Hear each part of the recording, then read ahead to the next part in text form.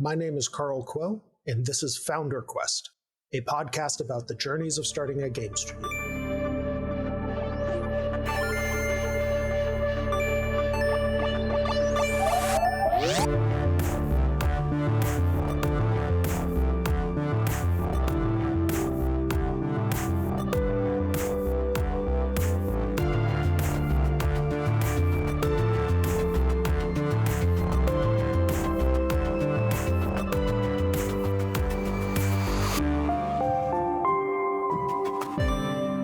Today, we're talking with Matthew Manarino of SUMMONER, a game-focused creative agency founded in 2023. Matt talks about how he realized he needed to make some major shifts in his life and career to get the fulfillment that he was looking for, and how that led to taking a big leap into founding. Matt burned the ships behind him as he jumped in, selling his house and cars and moving his life to a lower cost of living area in Europe to ensure he had the runway to build the company. As he says, nothing changes if nothing changes. Let's jump in.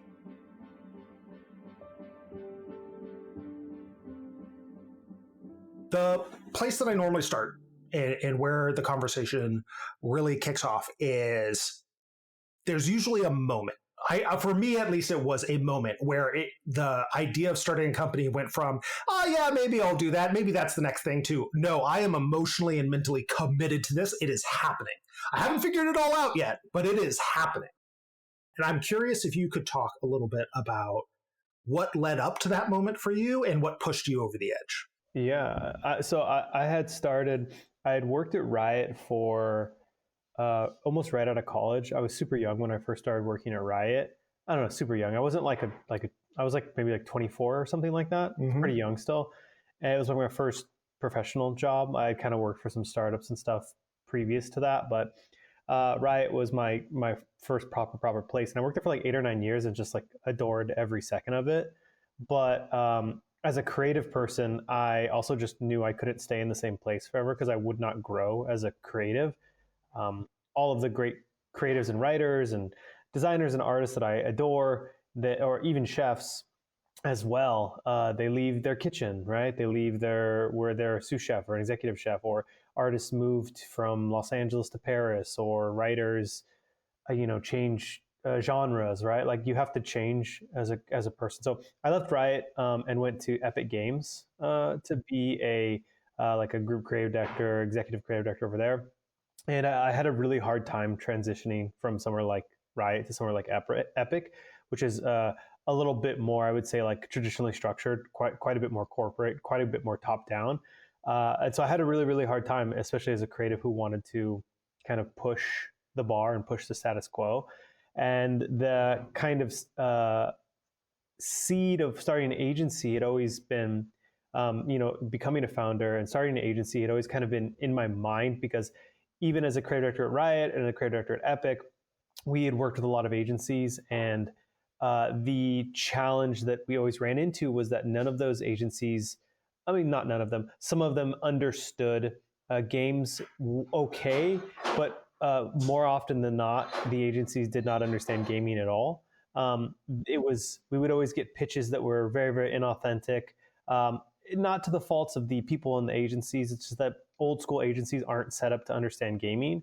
They're set up to sell Big Macs and to sell batteries and to sell cars to as many people as they possibly can, and hit every single quadrant of person who's buying a Big Mac, right? The kids, mom, dad, grandma, whomever, right?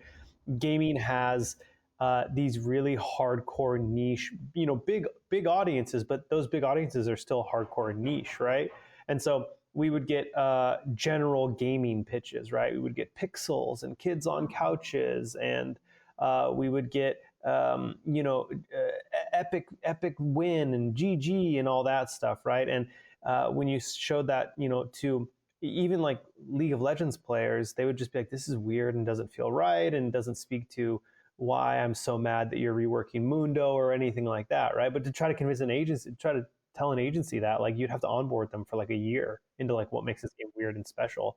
And so as I was struggling at Epic and having kind of a hard time with that structure, I had my first kid, I had my daughter, and huge shout out to places like Epic and Riot. They give you a ton of great paternity leave for American standards, at least. Um, so I had a bunch of time off to spend with my daughter and my family. And, I don't know if you have any kids, but like those first like 3 months are like incredibly brutal. And you're just like kind of up all night, like rocking this thing and just like losing your mind. And I listened to nothing but like business books and books about starting agencies in my headphones as I was like rocking my daughter. And the idea just continued to worm itself in my brain that there needed to be an agency that spoke authentically to gaming, right? To who could work with developers, who could speak to gaming audiences, who understood the nuances between something like League and Dota, or Fortnite and PUBG, or Valorant and Counter-Strike, right? Like on its face value, those are all similar games, but if you dig into the community, the worlds between them are vast, right? The differences are so massive they could be continents apart, and traditional agencies just aren't set up to understand that. So I started Summoner, our agency, to really address that, and it was really in that moment, basically leaving Epic, the birth of my daughter, and then having that time to really reflect and realize that's what I wanted to do. Once you had sort of made that mental commitment, right? Like you're like, yep, this is happening. We're going and doing it. And you've been listening to all these business books and likely books about other people's journeys on agencies and that kind of stuff. Once you were like, okay, this is happening, what were the biggest things that you then realized, oh, now I got to figure out this, and I got to figure out this that I'm not actually prepared to do? And like, what was that learning journey like? The hardest thing for me, and the thing that took a while to get over, I guess, was we had an established life in Los Angeles, right? Like I'd been working a pretty good corporate job for the past 10, 12 years. And so we had a house, we had cars, we had two dogs, we just had a kid. Our family was all there. And I was suddenly shifting into this world of, do we live in Los Angeles with a startup salary, basically the salary of a new agency owner? I can't afford to live here anymore, right? Like we just simply cannot afford our mortgage. We cannot afford our luxury SUV. And so my wife is a European citizen, so we just made the decision to just burn it all down. We sold everything. We packed it all up. We moved our dogs, our kids, our family over to Europe. One, for some political reasons, but other reasons were really the cost of living is much cheaper. We had a flat in uh, a pretty inexpensive city in Budapest, in Hungary, and we were able to kind of bootstrap the agency from there. But that was probably the hardest thing, which is like, if you go from a high salary and you're not independently wealthy already, it's an incredibly difficult thing to do, which is why I understand why so many founders seek funding, right? Like I understand why that is a thing that so many founders, especially in gaming, absolutely must do. So that was probably the most challenging thing for me, and then finding partners, finding co-founders to help me realize this vision. I knew I couldn't do alone. No. Let's talk for a minute about that sort of um, similarities and differences between like the agency journey versus more of the like kind of traditional game founder startup journey, right? Like obviously there's issues of trying to make it on your own, and it is your own business that is now solely on your back.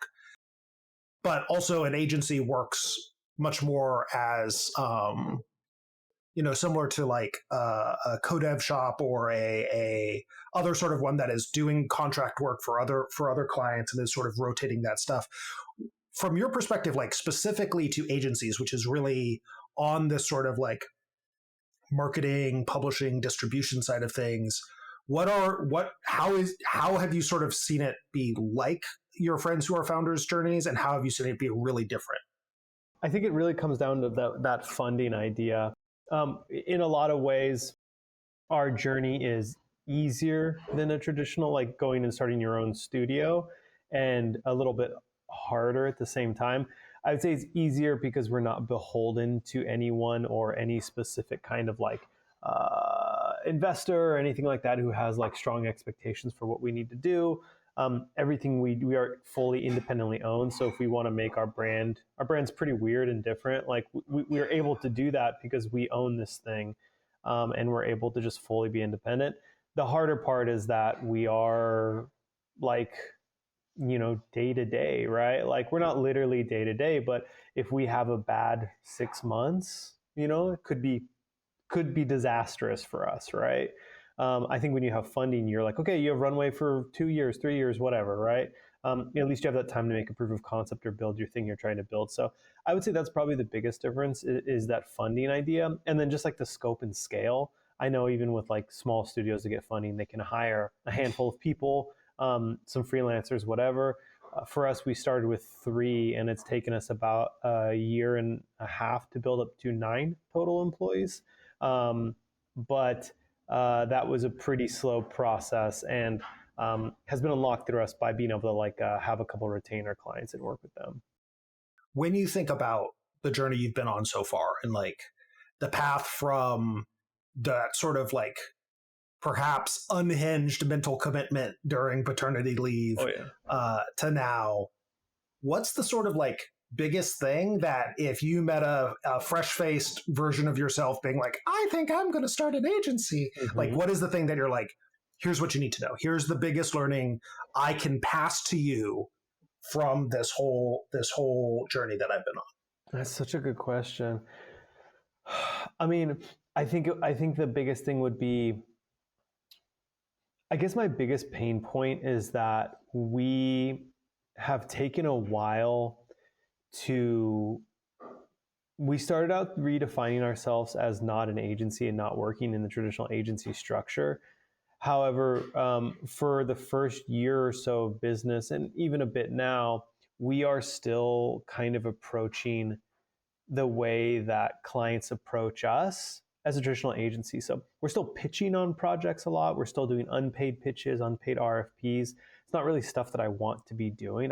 We've had a lot of clients who've just come to us for our expertise and go, we'd like to just hire you immediately because we've seen your work, we know you're experts. That's the realm we want to play in. We kind of set ourselves up in the early days to get comfortable pitching for free and doing pitch offs against 5 or 6 other vendors. I would want to just try to avoid that altogether and build a structure in which we didn't have to do that. But the challenge is when you need money and you need work, you're willing to do stuff for it. And so I think if we were like structured ourselves a little bit better or had a really strong principled view about we're not going to do this kind of unpaid work or getting these pitch offs with 12 other agencies, we might have already built up like the process or even the mental fortitude to turn down that kind of opportunity. Because we have a ton of opportunities, cool opportunities. They've just come with, can you pitch us this thing? And it's not paid. And you're against 12 other agencies, right? That's really challenging, and it's really draining for the team as well. So you mentioned, one of the big challenges once you had sort of committed to the journey was finding your co-founders, right? And like a lot of that process is about not just finding them, but finding the right ones and going on that journey to understand who are the right people. So how did that play out? How did you find your co-founders?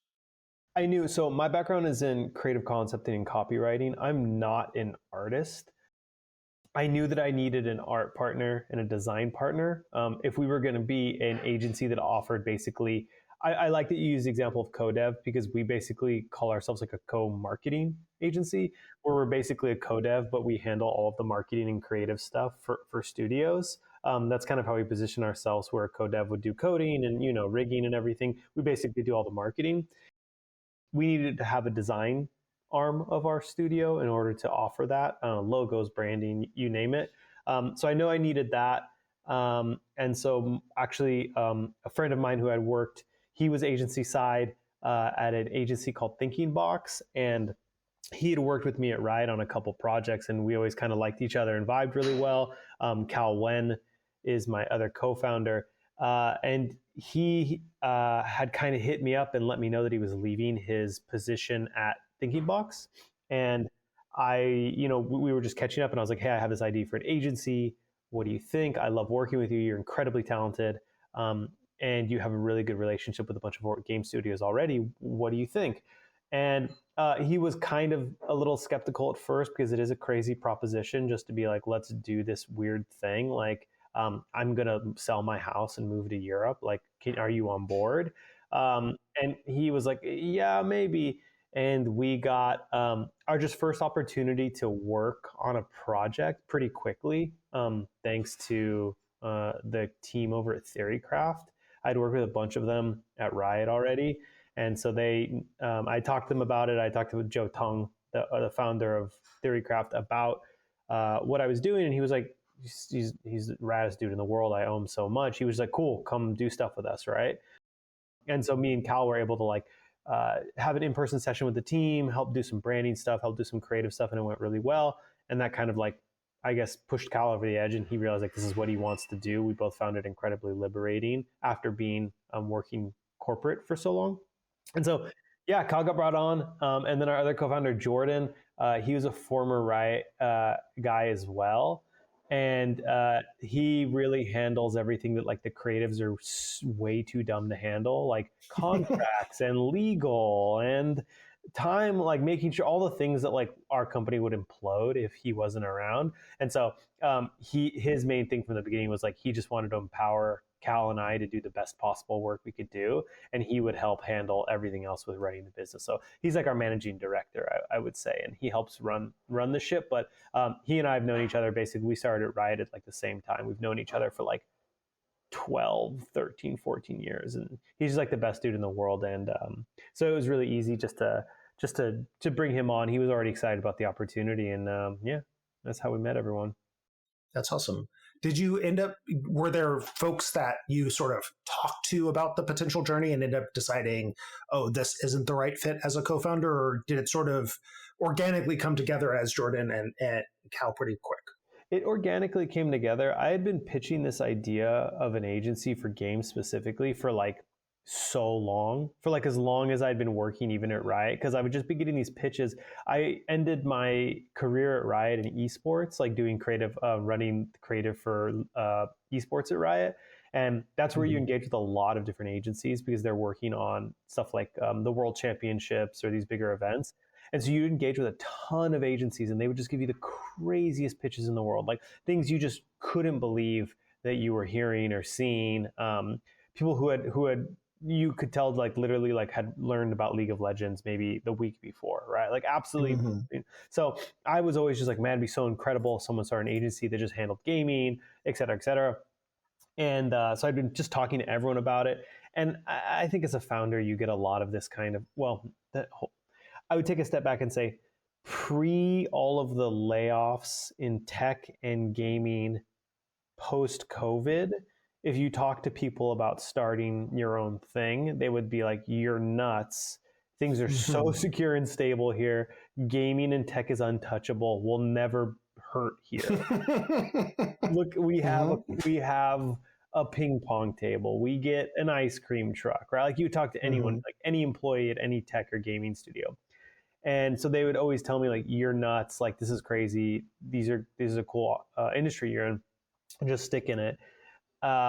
Post-COVID, I think people feel a lot less secure. That had nothing to do with our decision for Cal, Jordan, and I to start Summoner. It really happened organically because I trust and love those dudes infinitely. And it just was like right place, right time. I was ready to do it, and just kind of the universe put the three of us together in this really, really unique and organic way. It was exactly what I needed to start Summoner, and it was kind of what they were looking for a little bit at that time as well. When you guys are, you've been on this journey for a little bit. When you guys are working through it, it sounds like in some ways you sort of paint this picture as like, hey, really distinct swim lanes of expertise, right? Like, Cal has a really strong art and design bent. You have a really strong, writing and putting together the sort of like overall like campaign ideas and that kind of stuff. And then Jordan is the person who keeps both of you on track and does all the like operational paperwork and that kind of stuff. When you guys are making decisions and dealing with disagreements and sort of deciding where the agency and the business should go, is that do you operate more in those swim lanes, or how do you make decisions and deal with disagreements? How does that sort of play out amongst the co-founders? No, we honestly, we defer to each other's expertise when we need to defer to each other's expertise. So, I would say like in legal matters, if Jordan's like, hey, we can't call our agency Metal Gear Solid, right? And we're just, as much as I want to do something like that, or print a shirt that looks like the Berserk logo, but it's our logo. Mm-hmm. And he's like, we cannot do that. As much as I want to do that, as much as I want to be like a little baby creative and stamp my feet about it, like he's the expert, right? He works with our legal department and helps us like steer clear of stuff like that. Same thing for design. Like I can have strong opinions on design, but I'm ultimately going to defer to Cal at the end of the day. But we are all equal decision makers, I would say, about the path forward for the studio, broader stuff, our vision, our mission, what we're excited about, what we want to do as a studio.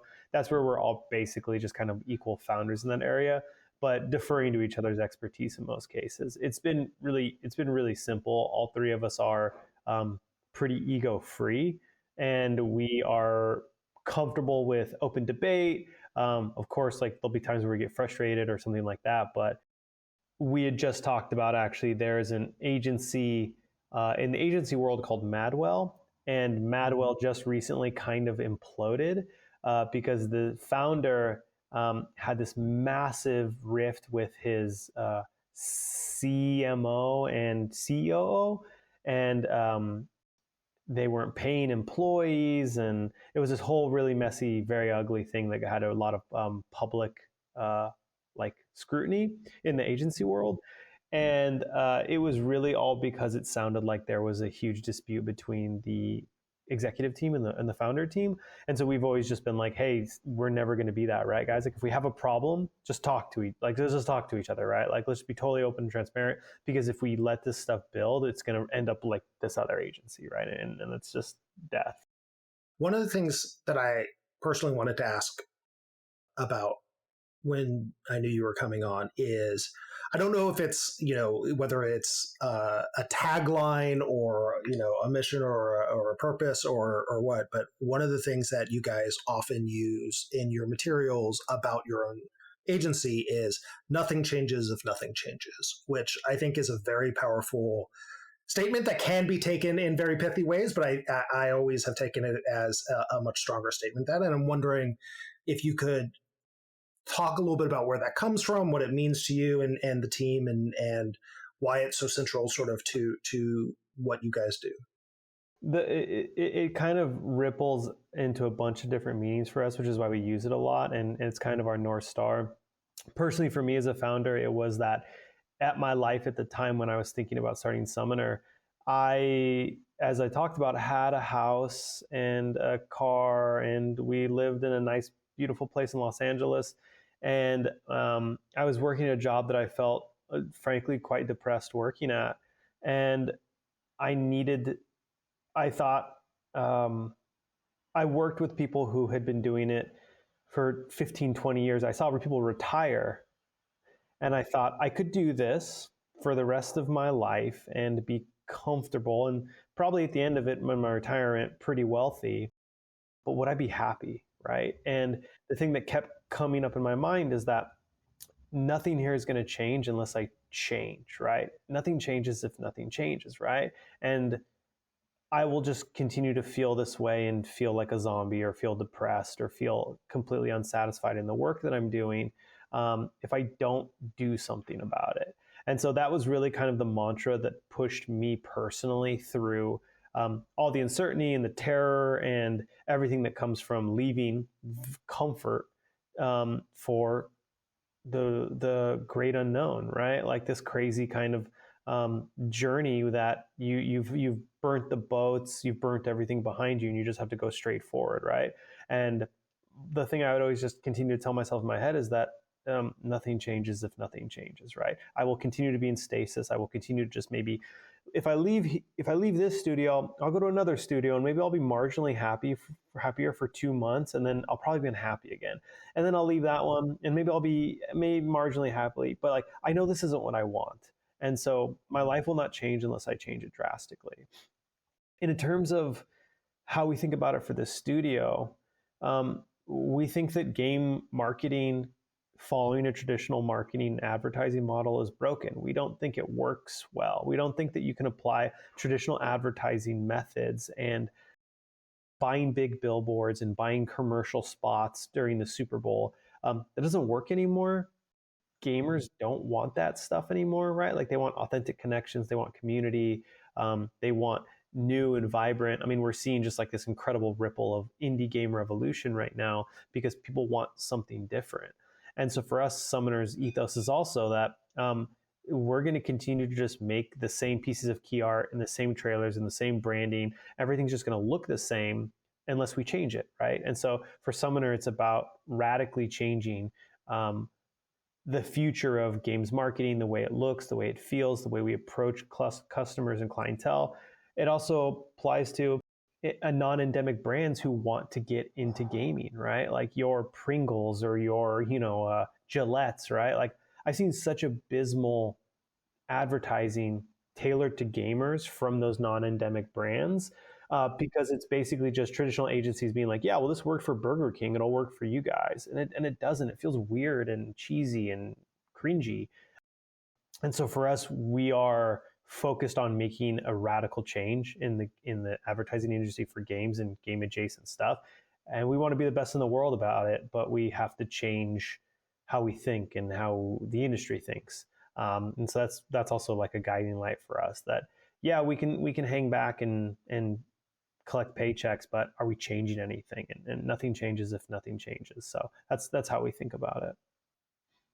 I think it's one of those things that it's obvious on its face, right? Like, and that's how I mean it, that it can be taken in a really pithy way, but it is powerful in that you do really understand that, no, that idea of inertia is real. And so you have to make drastic change in order to overcome it. And so really pushing yourself through that, which is its own inertia, is a really powerful thing that I think, has a lot of parallels with the founder journey and a lot of reasons why people go into startup life.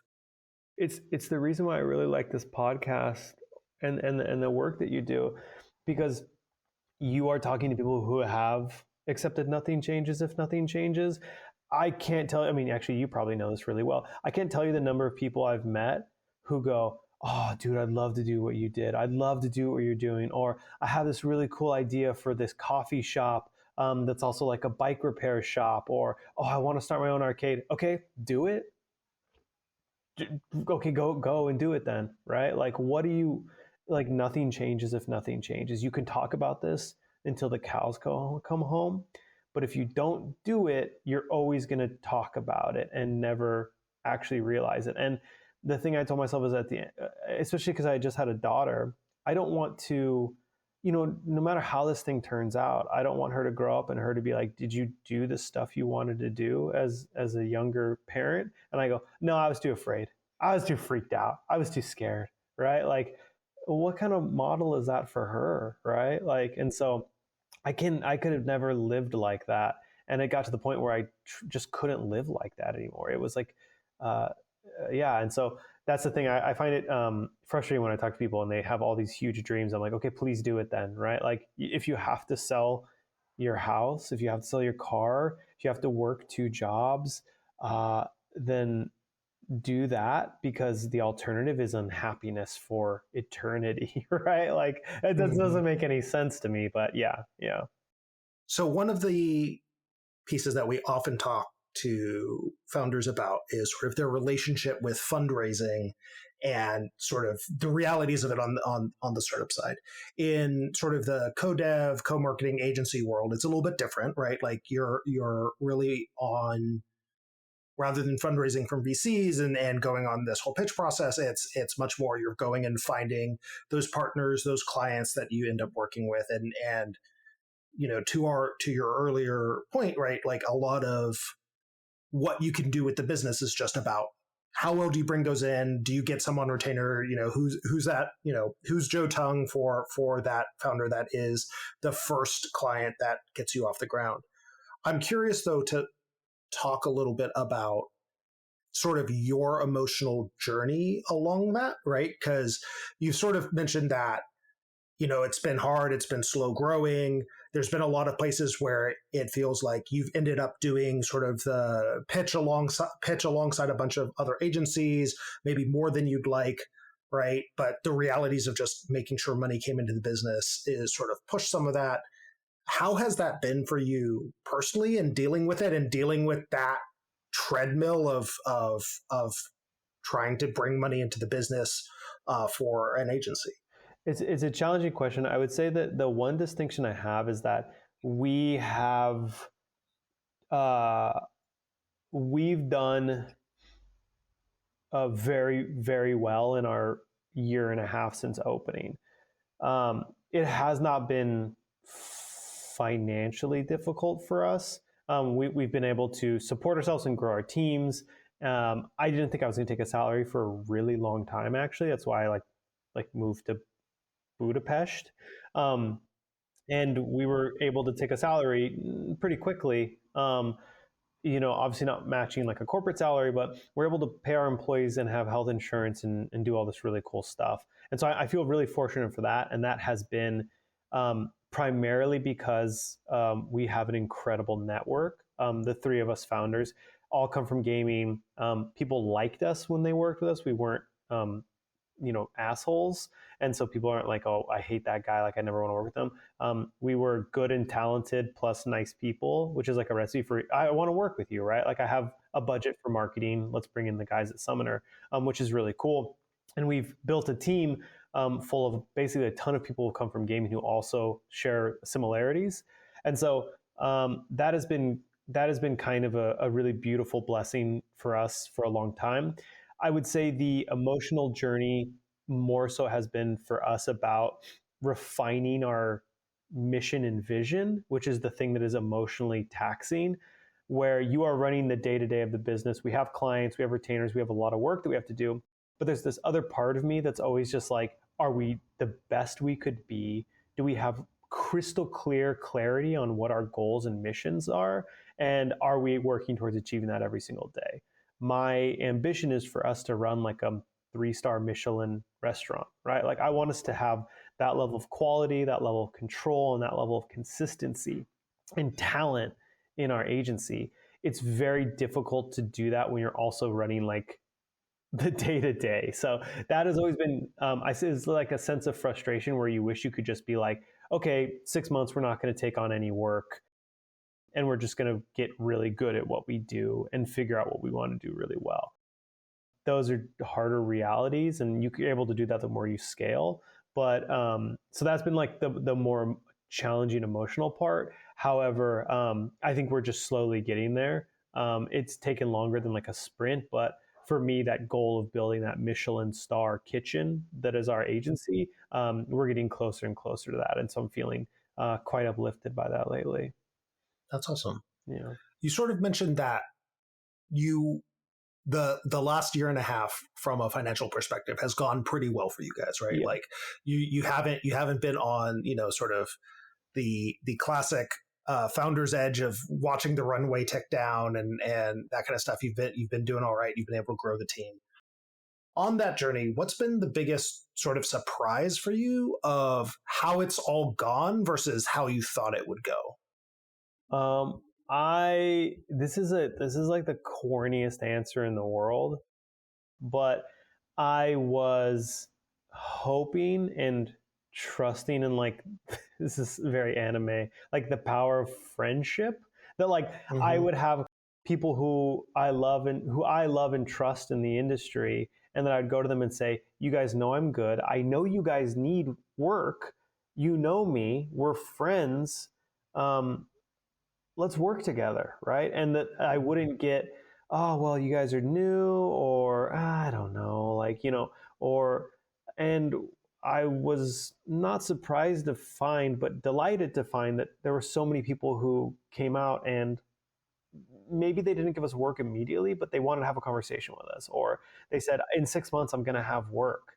And we'd love to bring you guys on, right? Like, to me, that the beauty of that and the humanity of that has been so wonderful for me. And knowing that like even people who I wasn't incredibly close with at a place like Riot, but knew and saw in the halls and waved, they came out and have just been completely lovely and given us the opportunity to talk or to work with them or anything like that. And it's just been, that to me has been, I guess, not surprising, but quite inspiring, I guess. It's been really, really, really wonderful that also that good work and talent is recognized, right? Like it's not all just politics or who knows who. I've worked in environments where agencies get hired because the owners, they hang out at they go to the Clippers games together or whatever, right? They have the executive suite in the clip, and like it's just like rich people helping out rich people. But in this case, it was just like everyone was looking out for each other, and it was awesome. Yeah, it's been really nice. When you think about the journey over, probably the last 2 years, right? Since you sort of had the idea and then before Summoner got off the ground of making it happen, what's been your biggest struggle as an individual in this sort of like founder's journey, and how have you been approaching, dealing with that struggle? Yeah, that's a great question. I think you'll find this of like any agency owner. I think you hear this a lot with freelancers and agency owners, is that when you are getting work, it's like the highest high you could possibly, like it's such an insane high. And when work is slow and you're not getting work, it's like the most devastating feeling in the world, right? Like it feels like, oh, this is over. What did I do this for? I'm going to be, destitute any day now, right? Like, and then you'll get like work and you're just like on cloud nine. And so that up and down, being able to level that and just ride that as it comes has been really, really nice. The way I've been kind of dealing with it is another quite corny answer, which is I guess mindfulness, rooted in, I guess this, I really, really dread saying this, but like this stoic idea, right? Which is like not like the weird MMA fighter stoic version, but like the version that's really focused on you cannot control anything other than yourself. And when things happen, you have to view them as neutrally as possible, and not, the example, Cal Jordan and I really love this proverb that Jordan saw in the show Bluey, that in the show, and this is a proverb, but they talk about this idea that there's this farmer, and the farmer's son comes home one day and he says, I found some wild horses, and they're ours now. And his neighbors say, wow, that's incredible. And the farmer says, we'll see. And the next day, the son is riding the horses and breaks his leg. And his neighbors go, oh, that's so horrible. And the farmer says, we'll see. And then the next day, the army comes to recruit his son for the war, but they can't recruit him because his leg is broken. And the neighbors say, oh, it's so good his leg's broken. The farmer says, we'll see, right? And so that is how we think about things all the time. Okay, we didn't win that work. That's so terrible. Maybe, right? We'll see, right? Or, oh my God, we just won this huge job, this huge retainer. That isn't that great.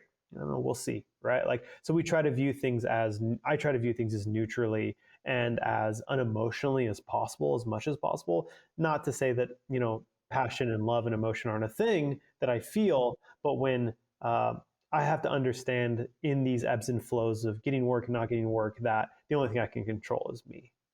Is that a practice and sort of a perspective you had going into this journey, or is that one that you've had to develop on sort of in the live fire rounds of agency life? I definitely had to develop. When I was like a younger creative, I would get really spun up if I put together creative and like a stakeholder gave it bad feedback or something, right? Like I would just, why don't they understand me? Like they're just, oh, they don't get it. They're out of touch. Instead of going, okay, I got this feedback. It wasn't good. Why wasn't it good, right? What is this person thinking? Why are they responding that way? Don't take it personally. Look at it objectively. I didn't used to do that. I think it's really hard for younger creatives to do that. I still work with younger creatives sometimes, and I'll see that same impulse. This has really forced me to think about things in that way that feels a little bit more mindful and unemotional. If we lose a pitch, if we don't win some work, I can't just be like, that client was, no, that client said no for a reason, right? Like, okay, let's decide what that reason is, try to identify it, and then fix it going forward, right? It's the only way we're going to win. If we just are fighting constantly against things, then we might as well just close our doors, right? That's no way to run things. How did you, and I always like digging into these sorts of things because I think most founders I've talked to have developed some amount of support structure for themselves, coping mechanism, maybe you'll call it, whatever, because regardless of whether it's an agency or a co-dev or, a startup, right? Like being that sort of business owner and being on that founding journey subjects you to all sorts of different stresses that push on your emotion in new and different ways. And often you have to develop these new ways to deal with that and approach it in a way that, doesn't spin you out or give you ulcers, right? Like, and it sounds like you've had a reasonable amount of success sort of building this habit into yourself. And I'm sure it's something you constantly work on, but like you speak with a level of clarity about it that speaks to someone who has had to have gone through it many, many times in order to sort of build it into themselves. And I'm always curious to understand, like, when along the journey did you sort of identify, like, I got to get better at this, let me go and find a tool? And how did you both find the tools, find the perspective, and start building it into your habitual life to make it where you don't just spin out every time, you live in that ebb and flow? I think that in our first year, I actually ended up, I was not like sleeping, I was not treating myself right. I actually ended up in the hospital for like two weeks in our first year. I got like some weird blood disease thing, like basically because I was treating myself so poorly and not sleeping well and just constantly stressed. And I remember kind of just being there and being like, I want to see my daughter grow up, right? Like, I don't want to just put myself in an early grave. This is my dream, and I've never felt happier doing my own thing, but also I'm doing it unsustainably. And so from that point on, I just kind of started to think about how to approach things more thoughtfully with less stress. And, a huge credit to when I was younger at Riot, I probably rolled my eyes a lot about it, but like there'd be like these, we'd get like project managers or like, what is the like agile experts who'd come in and be like, let's teach you about mindfulness. And I'd be like, oh, this is so stupid. But it just like got into my head for like the 10 years I was at Riot. And like, cause they were always talking about mindfulness and doing things to try to improve employees' mental health, props to them. I thought I was too cool for it. But it was like, when I started to read about this stuff again and started to look into mindfulness or having a sense of stoicism, I was like, wait, I've heard all of this before. I know, like, I'm pretty sure that like Theron told me about this once, right? Like, or like there's like a Riot executive producer who told me about this once and like gave me a book about it because they probably saw I was like a young man losing my mind. And so it was really easy for me to adopt and find the right people and the right books, because you can also go down some really bad paths, especially in this stuff. Just learning about that, and then just trying to, as much as I can, learn about techniques and mindfulness, and the idea that throughout history there's been people beset upon with great stress and how they handled it and what tools and tactics they used to not only keep their heads but use every obstacle as an opportunity to grow and get better, right? Which I think is quite a beautiful thing to do. And so that's what I've been working on building. Is there any part of sort of this founder's journey that, or even your individual journey and relationship with the stuff where you're like, oh man, I still have a gap in some area that it's still causing a lot of stress. It's still creating a lot of unknowns or a lot of anxiety. And I wish I had some more support structures in my life to help take care of that. Is there any place that you're sort of like, I think working on yourself is something that we always do forever, but like, is there a particular area that you're like, oh, this is an unaddressed need that I haven't yet begun to work on that I should? That's a great question. I think for me, it's kind of a twofold of being a founder and being busy with being a founder. Most of my hours are, if I'm not spending time with my family, spending time working on the business or thinking about the business. Even if I'm walking around getting groceries, I'm thinking about the business. And recently relocating from the United States to Europe, my biggest thing is redeveloping a social structure in the community, knowing how important that having strong social community and strong social bonds is to just humans being mentally healthy is something I understand and actively know, but has been challenging because I live in a place where I don't know anyone. I don't speak the common language, which is French or Dutch. Everyone speaks English, but still, I don't speak any French, and I'm busy working on the company all the time. So that to me is really challenging. I've just the hardest part for me is someone who slightly introverted. I think I don't really know. Um, maybe is I've just started like I got really into like D&D. Like I got super into Dungeons and Dragons. I got obsessed with Dungeons and Dragons, and now I just hit up like they still use like a lot of Facebook here in Europe, which is really funny. And I just hit up like a Facebook group for Dungeons and Dragons in Brussels, and it was just like we live in Brussels now, and I was just like, does anyone want to play? I speak English. Does anyone, I can DM, and I've just met friends through that, and so that's been really nice too. Just kind of finding strength and community and comfort in that has been really nice as well, through something I love, which is games and TTRPGs and that kind of thing. So yeah. What is on sort of the horizon? Like, let's say next 6 months to a year, both for yourself individually, but obviously that's super intertwined with the company that you're thinking a lot about, right? Like, and I don't mean this to necessarily be like what's keeping you up at night, right? Like sort of that negative implication, but like to the end of you're thinking about that horizon layer for the company and the business and your own journey as part of that. What are you really spending your cycles thinking about? I am. I'm not. I'm not uncomfortable sharing my ambition for Summoner. I want us to be the best in the world at what we do. I want us to be the most known in the world for what we do. I want us to be the best game creative agency in the entire world. And in order to do that, we have a lot to get through and a lot to tackle. And as I mentioned earlier, like that kind of idea of building us to be that 3-star Michelin star kitchen that I want us to be, that is the biggest thing that's on my mind right now. That's kind of the thing that doesn't keep me up at night racked with panic, but keeps me up at night with excitement. How do we do this? How do we build this thing? How do I extract myself a bit from the day to day so I can focus on running the business and the bigger picture stuff? That was probably like every business book I ever read. The single piece of advice is like, you're going to always want to be an IC. You're always going to go back to being an individual contributor. You're going to try to do every single bit of the work, and then you're never going to be able to focus on your business, right? You cannot fall into that trap. And so for us, the immediate as founders is like, okay, we've got through our first year.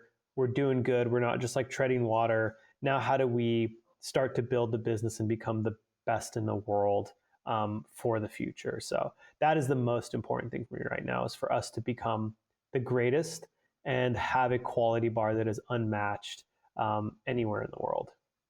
I always like to wrap up the main part of the interview by asking you an entirely unfair question, which is, given the experience thus far, if, we let's fast forward 5 years in the future, we'll leave it a little bit unknown and mysterious, the fate of Summoner, but you have the opportunity to start another company, maybe another agency, or maybe another kind of company.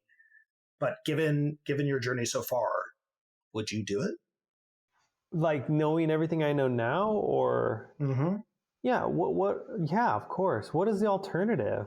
Like that's what I literally ask people. Like, what is the I don't want to have this be doom and gloom, but like, do I want to work at Xbox and think I feel comfortable or feel secure with my 401k or my house or my kids going to school, and then I'm just laid off like that because there's like a number on a spreadsheet that doesn't look good and I need to get off that spreadsheet, right? Like that's the alternative in my opinion, right? Like there's living in slight discomfort as an agency owner, just being like, fuck man, I want this thing to grow and I want our business to be good. And I wish, in the summer we were busier. There's that kind of stuff. But then there's like now this other anxiety as a corporate employee that any day you could just be let go, right? Like they've opened Pandora's box. Everyone knows what this is now, right? Like that reality is right in front of us. Do I want to live with that, or do I want to live with what I currently have? I would pick what I currently have 1 trillion times over, right? Like there's no other option for me. If I'm going to be like buffeted by the winds of fate, I want to be the one who is like walking through those winds. I don't want someone else pushing me through those winds.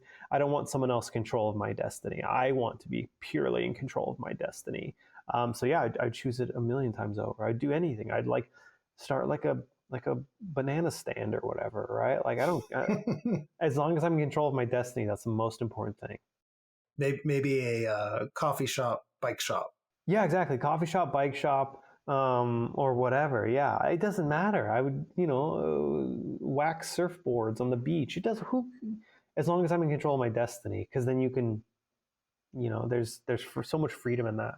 That was the biggest thing for us. It's about freedom. I always like to wrap up our recording with what I call the introspection lightning round, which is a series of questions that do look a little bit like interview questions, or at least bad interview questions. Oh, yeah. But they do come from, they were the questions that I would send folks when I was doing my own co-founder dating. They were questions that would sort of form the basis of our first discussion. Both they and I would show up with answers to these. And it would sort of start how we built relationship that could learn to being co-founders together. And so I'm going to ask you them, and we'll go through them pretty quick. And the first one is, what is your superpower? For me, I think that I have the ability to connect with communities really well, understand, and take myself out of my own, I guess, experience and expression, and look at how other people would perceive something. So you can get really lost in a brief, and you can get really lost trying to make creative that wins awards.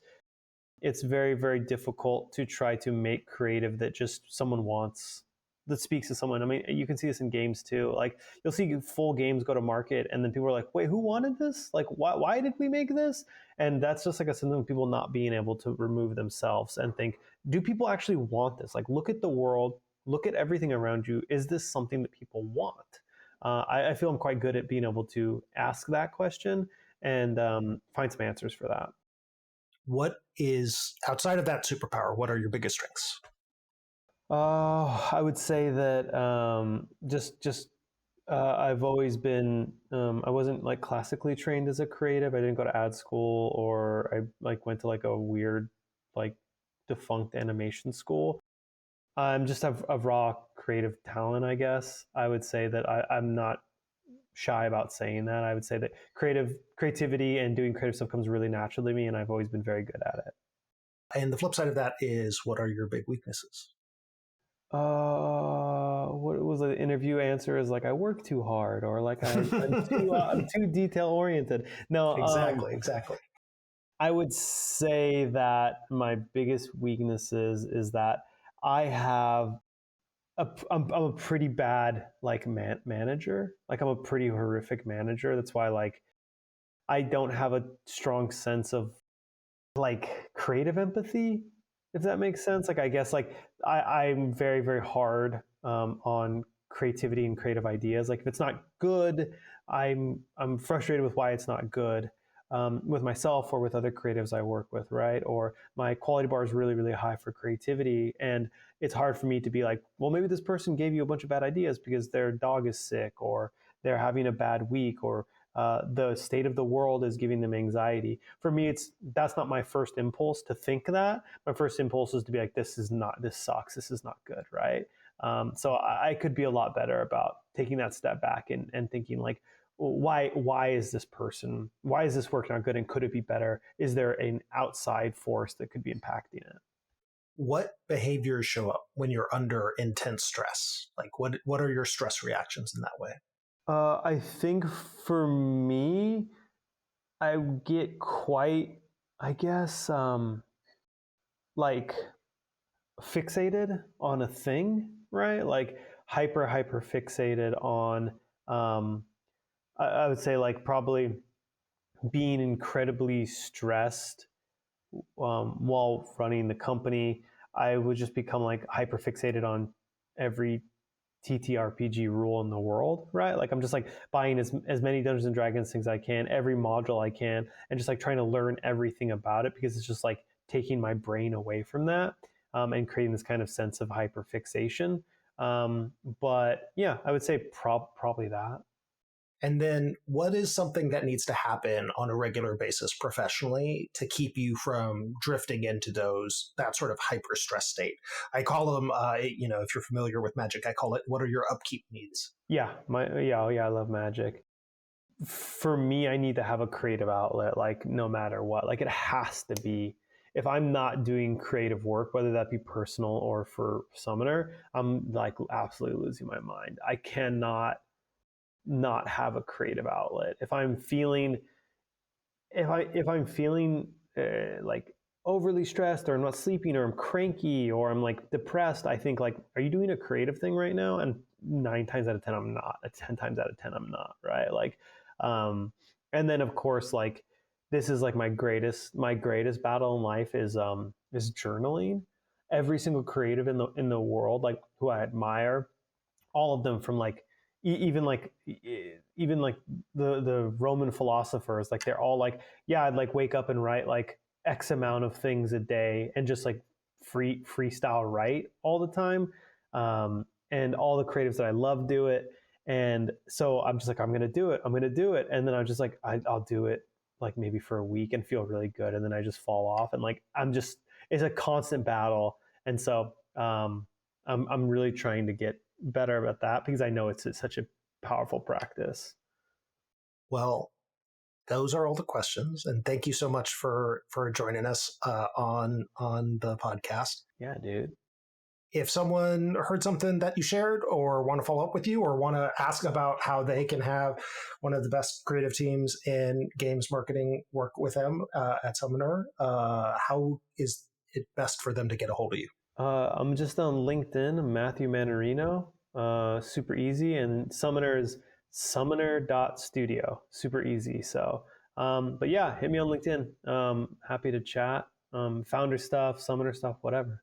Awesome. Well, thank you again for joining us. It's been a great conversation. Yeah, thanks, man.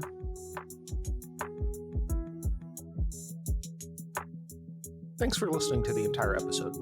If you enjoyed it, please share it with your friends or anyone you think could benefit from it, and leave us a positive rating or subscribe. This episode was edited by Christopher Delano, music by Jake Hall, who's available for composer work in games. And if you're interested in learning more about the Game Founders support community, go to gamefounders.org or email me at carl@gamefounders.org. Thanks so much.